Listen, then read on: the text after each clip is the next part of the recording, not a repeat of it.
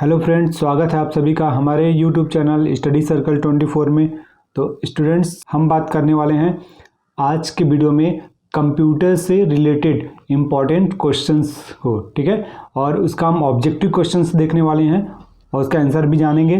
Okay, तो आप जितने भी आपके एग्ज़ाम होते हैं, चाहे वो आपके स्टेट लेवल के एग्ज़ाम हो, कंपटीशन एग्ज़ाम, या फिर सेंट्रल लेवल के जो भी कंपटीशन एग्ज़ाम है, और उसमें अगर आपके कंप्यूटर से रिलेटेड अगर प्रश्न पूछे जा रहे हैं तो उन सभी इम्पोर्टेंट प्रश्नों का जो कलेक्शन हम आप लोगों के लिए लेकर आए हुए हैं, ठीक है। तो आप वीडियो को शुरू से अंत तक बिल्कुल बिना स्किप किए वीडियो को देखिए, और सभी प्रश्न इनमें से ज़्यादा से ज़्यादा प्रश्न ऐसे हैं जो कि बहुत से एग्ज़ाम में पूछे भी गए हैं, ठीक है।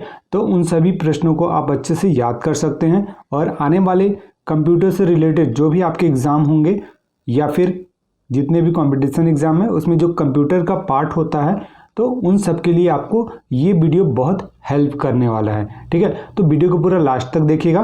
तो चलिए शुरुआत करते हैं वीडियो का। तो सबसे पहले, जैसे हम हर वीडियो में आप लोगों के लिए एक सवाल लेकर आते हैं, तो आज का सवाल है आप लोगों के लिए, प्रश्न है आपके लिए कि सीडी को कॉम्पैक्ट डिस्क के अलावा अन्य किस नाम से जाना जाता है, ठीक है। आपके पास प्रश्न है, सीडी को कॉम्पैक्ट डिस्क के अलावा अन्य किस नाम से जाना जाता है। आपके पास ऑप्शन है object disk, project disk, optical disk, उपयुक्त सभी, इनमें से कोई नहीं, ठीक है। तो आपको इसका आंसर इस वीडियो के कमेंट बॉक्स में कमेंट करके बताना है, ठीक है। तो चलिए अब अगला प्रश्न देखते हैं आज के वीडियो का। ये पहला प्रश्न देखिए आप। प्रश्न है आपके पास, सीडी रोम का उपयोग होता है। आपके पास ऑप्शन है कॉम्पैक्ट डिस्क की को रीड करने में, और दूसरा ऑप्शन है किसी भी सॉफ्टवेयर में, तीसरा ऑप्शन है आपके पास डिजिटल इंफॉर्मेशन को कंट्रोल करने में, और नेक्स्ट है इनमें से कोई नहीं। तो आपके पास इसका सही आंसर हो जाएगा, सीडी रोम का उपयोग कहाँ होता है। सीडी रोम का उपयोग कॉम्पैक्ट डिस्क को रीड करने में होता है। ओके, चलिए नेक्स्ट क्वेश्चन देखें। ये आपका इससे जो इस वीडियो का यदि आपको पार्ट 1 देखना है तो वीडियो के डिस्क्रिप्शन में उसका लिंक दिया हुआ है, और वीडियो के डिस्क्रिप्शन में आपको कंप्यूटर के फुल फॉर्म वाले वीडियो भी अपलोड किए जा चुके हैं, तो उसके भी लिंक आपको डिस्क्रिप्शन में मिल जाएगा, तो आप वहाँ से देखकर उस वीडियो को भी देख सकते हैं।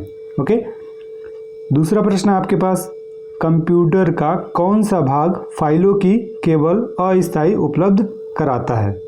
प्रश्न एक बार फिर से सुनिए, कंप्यूटर का कौन सा भाग फाइलों की केवल अस्थायी उपलब्ध कराता है। आपके पास ऑप्शन है रैम मेमोरी, रोम मेमोरी, हार्ड ड्राइव, मदरबोर्ड और प्रोसेसर, ठीक है। तो देखिए इसका सही आंसर हो जाएगा रोम मेमोरी, रोम मेमोरी। नेक्स्ट क्वेश्चन देखिए आपके पास प्रश्न है, सीडी रोम का पूर्ण रूप क्या है। सीडी रोम का पूर्ण रूप क्या है। ऑप्शन है आपके पास core disk read only memory, और दूसरा ऑप्शन है compact disk read only memory, और नेक्स्ट ऑप्शन है circular disk read only memory, और नेक्स्ट है उपयुक्त तीनों या फिर इनमें से कोई नहीं, ठीक है। तो इसका सही आंसर हो जाएगा, सीडी रोम का पूर्ण रूप क्या होगा। सीडी रोम का पूर्ण रूप compact disk read only memory, ये इसका करेक्ट आंसर हो जाएगा, ठीक है। Compact disk read only memory. अगला प्रश्न देख लीजिए आपके पास। प्रश्न है, स्टोरेज माध्यम की क्षमता की इकाई क्या है। आपके पास ऑप्शन है बाइट, बीट, बग, घन मीटर, इनमें से कोई नहीं। तो इसका सही आंसर हो जाएगा बाइट। स्टोरेज माध्यम की बाइट क्षमता की इकाई है, ठीक है। तो ये आप इसका करेक्ट आंसर बता सकते हैं यहाँ से। और फ्रेंड्स, इस वीडियो को ज़्यादा से ज़्यादा अपने दोस्तों को फिर शेयर कीजिए। जितने भी आपके जो फ्रेंड्स हैं जो कंपटीशन एग्ज़ाम की तैयारी कर रहे हैं, उनको इस वीडियो को ज़्यादा से ज़्यादा शेयर कीजिए। देखिए अब अगला प्रश्न है आपके पास, कंप्यूटर के संदर्भ में रैम का क्या तात्पर्य है। कंप्यूटर के संदर्भ में रैम का क्या मीनिंग है। तो यहाँ पास पहला ऑप्शन है आपके पास रिसेंट एंड एंशिएंट मेमोरी, दूसरा है ऑप्शन है आपके पास रैंडम एक्सेस मेमोरी, नेक्स्ट है read and memory, and next recall all memory, इनमें से कोई नहीं। तो इसका करेक्ट आंसर होगा random access memory. Okay, next प्रश्न देखिए आपके पास है, कंप्यूटर हार्डवेयर जो आंकड़ों की बहुत अधिक मात्रा का भंडारण कर सकता है उसको क्या कहा जाता है? तो ऑप्शन देखिए, चुंबकीय टेप, डिस्क, 1 व 2 दोनों, उपयुक्त तीनों, या इनमें से कोई नहीं। तो ये याद रखिए, जो कंप्यूटर हार्डवेयर जो आंकड़ों की बहुत अधिक मात्रा का भंडारण कर सकता है उसको चुंबकीय टेप और डिस्क दोनों कहते हैं। ठीक है, तो ये ऑप्शन नंबर 3 हो जाएगा, 1 और 2। ठीक है, अगला प्रश्न है आपके पास, मेमोरी शब्द किससे संबंधित है? मेमोरी शब्द किससे संबंधित है? ऑप्शन है लॉजिक से, कंट्रोल से, इनपुट से, स्टोरेज से। तो इसका सही आंसर हो जाएगा स्टोरेज से। अगला प्रश्न देखिए, निर्माण के समय रिकॉर्ड किया गया डिस्क का कंटेंट जिसे यूजर चेंज या इरेज नहीं कर सकता निम्नलिखित होता है। तो इनमें से क्या हो सकता है जिसे इरेज नहीं कर सकता है?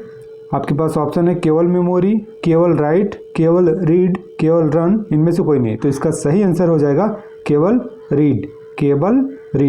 ठीक है, अगला प्रश्न देखिए, सबसे कॉमन प्रकार की स्टोरेज डिवाइसें हैं, इनमें से दिए गए ऑप्शन में से कौन सी सबसे कॉमन प्रकार की स्टोरेज डिवाइसें हैं? तो आपके पास देखिए, आपके पास ऑप्शन है पर्सिस्टेंट और ऑप्टिकल, मैग्नेटिक, फ्लैश, इनमें से कोई नहीं। तो इसका सही आंसर हो जाएगा मैग्नेटिक सबसे कॉमन प्रकार की स्टोरेज डिवाइसें हैं। अगला प्रश्न है आपके पास, सीडी से आप क्या समझते हैं? सीडी से आप सकते हैं, क्या कर सकते हैं? तो इसका सही आंसर हो जाएगा पढ़ और लिख सकते हैं। सीडी से आप पढ़ और लिख सकते हैं। अगला प्रश्न देखिए, सेव कर कंप्यूटर बंद करने पर भी आपका डाटा यथावत होगा। सेव कर कंप्यूटर बंद करने पर भी आपका डाटा यथावत जैसा है वैसे ही रहेगा। तो किसके थ्रू रहेगा? RAM, motherboard, secondary storage device, primary storage device, और इनमें से कोई नहीं। ये काफ़ी इंपॉर्टेंट प्रश्न हो जाता है। ठीक है, तो ये आपका इसका सही आंसर होगा सेकेंडरी स्टोरेज डिवाइस।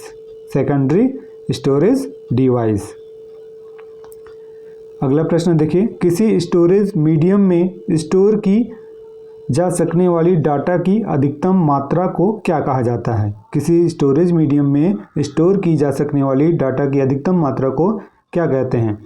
तो आपके पास ऑप्शन है magnetic storage, optical storage, solid state storage और स्टोरेज क्षमता। तो इसका सही आंसर हो जाएगा स्टोरेज क्षमता।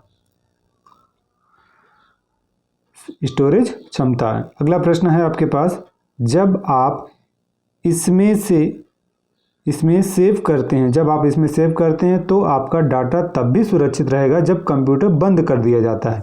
तो वो कौन सा स्टोरेज डिवाइस होगा? तो इसमें आप देख सकते हैं, आपके पास ऑप्शन दिया हुआ। इस ऑप्शन जैसे ऑप्शन है आपके पास RAM, motherboard, secondary storage device, primary storage device. तो सेकेंडरी स्टोरेज डिवाइस एक ऐसा डिवाइस है जिसको आप इसमें सेव करते हैं और आपका डाटा तब भी सुरक्षित रहेगा जब कंप्यूटर बंद कर दिया जाता है। तो वो डिवाइस का नाम क्या है? Secondary storage device. ये इसका करेक्ट आंसर हो गया। अब अगला प्रश्न देखिए, CDRW डिस्क क्या है? तो बताना है आपको। यहाँ पास देख सकते हैं, डिस्क का इंटरनल डिस्क की तुलना में तेज एक्सेस होता है। दूसरा ऑप्शन है ऑप्टिकल डिस्क के रूप में, इसलिए इसे एक ही बार राइट किया जा सकता है। तीसरा ऑप्शन है में फ्लॉपी डिस्क की तुलना में कम डाटा आता है। और नेक्स्ट ऑप्शन है को इरेज और रीराइट किया जा सकता है, और इनमें से कोई नहीं। तो इसका सही आंसर हो जाएगा CDRW डिस्क को इरेज और रीराइट किया जा सकता है। ठीक है, डिस्क को क्या कर सकते हैं? इरेज और रीराइट भी किया जा सकता है। नेक्स्ट क्वेश्चन है आपके पास, कौन सी डिवाइस डाटा और प्रोग्राम के बीच का अंतर समझ सकती है? कौन सी डिवाइस डाटा और प्रोग्राम के बीच का अंतर समझ सकती है?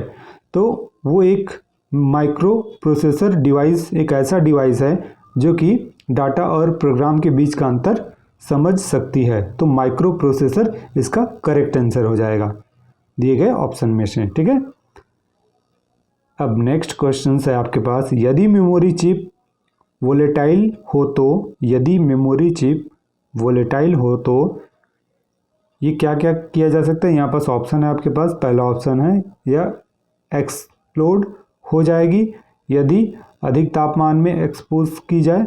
दूसरा ऑप्शन है इसके प्रयोग केवल डाटा स्टोरेज के लिए किया जाए। तीसरा ऑप्शन है इसका प्रयोग डाटा को रीड और राइट दोनों के लिए किया जाएगा। और नेक्स्ट ऑप्शन है इनमें से कोई नहीं। तो इसका सही आंसर हो जाएगा इसके प्रयोग केवल डाटा स्टोरेज के लिए किया जाए। अगला प्रश्न देखिए, प्रश्न है आपके पास, जब प्रोसेसर उनका प्रयोग करता है तब डाटा और प्रोग्राम कहाँ रखे जाते हैं। तो इसका सही आंसर हो जाएगा मेन मेमोरी में रखे जाते हैं, ठीक है, मेन मेमोरी, ये इसका करेक्ट आंसर होगा। अगला प्रश्न देखिए, डीवीडी का उदाहरण है, दिए गए ऑप्शन में से कौन सा डीवीडी का एग्जाम्पल है उसको बताना है। ऑप्शन है आपके पास hard disk, optical disk, output device, solid state storage device, इनमें से कोई नहीं। तो इसका सही आंसर होगा आपके पास ऑप्टिकल डिस्क, ये इसका सही आंसर हो जाएगा।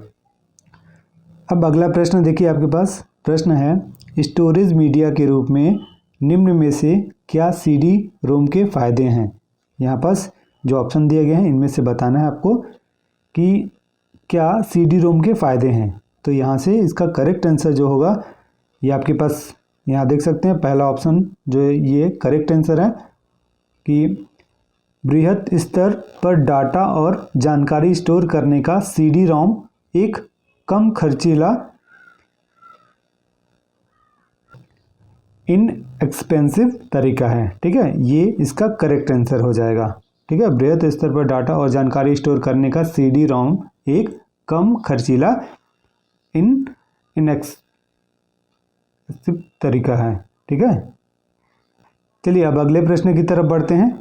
तो अगला प्रश्न है, देख सकते हैं आप, निम्न में से कौन सी घटकों के विषय में स्टोरेज और मेमोरी भिन्न है। ऑप्शन है आपके पास कीमत, विश्वसनीयता, गति, ये सभी, इनमें से कोई नहीं। तो इसका सही आंसर हो जाएगा ये ऑल ऑफ दिस, मीन्स निम्न में से कौन सी घटकों के विषय में स्टोरेज और मेमोरी अलग अलग है। कीमत, विश्वसनीयता और गति, ये तीनों अलग अलग ही हैं। अगला प्रश्न देखिए, कौन से मीडिया में डाटा जानकारी उनमें यूज़र द्वारा एक से ज़्यादा बार स्टोर करने लिखने की क्षमता है, ठीक है। तो इसका आपके पास ऑप्शन दिया गया है CR disk, CDRW disk, zip disk, ऑप्टी डिस्क, इनमें से कोई नहीं। तो इसका करेक्ट आंसर हो जाएगा CDRW डिस्क, CDRW डिस्क। अगला प्रश्न देखिए, प्रश्न है आपके पास, स्टोरेज मीडिया जैसे सीडी को सूचना के प्रयोग से लिखती है और पढ़ती है। तो ये आपके पास ऑप्शन है, कौन सी मीडिया है। यहाँ पास पहला ऑप्शन है रेड लाइट के लेज़र झरोखे से, दूसरा ऑप्शन है मैग्नेटिक स्ट्रिप्स, तीसरा ऑप्शन है मैग्नेटिक डॉट, और ये सभी या फिर इनमें से कोई नहीं। तो इसका सही आंसर हो जाएगा रेड लाइट के लेज़र झरोखे से, रेड लाइट के लेज़र झरोखे से, ठीक है। अब नेक्स्ट क्वेश्चन है आपके पास, कंप्यूटर के स्पेस को क्या कहते हैं जिसमें डाटा लोड होता है और काम करता है। तो इसमें से दिए गए ऑप्शन में से इसका करेक्ट आंसर होगा आपके पास रैम मेमोरी, ठीक है, इसका करेक्ट आंसर हो जाएगा। अगला प्रश्न देखिए, किसी स्टोरेज लोकेशन को आइडेंटिफाई करने के लिए प्रयुक्त नाम या नंबर को कहते हैं। तो प्रयुक्त नंबर और नाम को क्या कहते हैं किसी स्टोरेज लोकेशन को आइडेंटिफाई करने के लिए। तो ऑप्शन दिया है आपके पास address, byte, record, program, bit, ठीक है। तो इसका सही आंसर हो जाएगा रिकॉर्ड, ठीक है, रिकॉर्ड कहा जाता है उसे।